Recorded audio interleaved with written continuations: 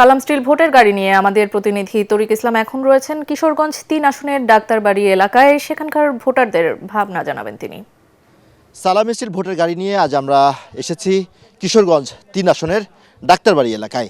এই আসনের নির্বাচনী প্রচার প্রচারণা এখনও তেমনটা জমে ওঠেনি। তারপরেও আমরা এলাকার যেসব ভোটার এবং বাসিন্দারা রয়েছে তাদের সাথে একটু কথা বলবো।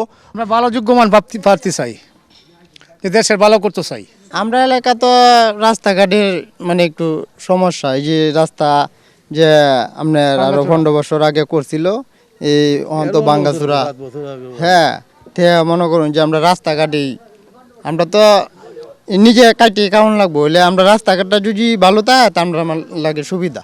ভূমিকম্প সহনীয় মোস্ট ডিউরেবল দেশের প্রথম থার্মেক্স রড সালাম স্টিল। সালাম স্টিল বোঝে ডিউরেবিলিটি। সালাম স্টিল মোস্ট ডিউরেবল স্টিল।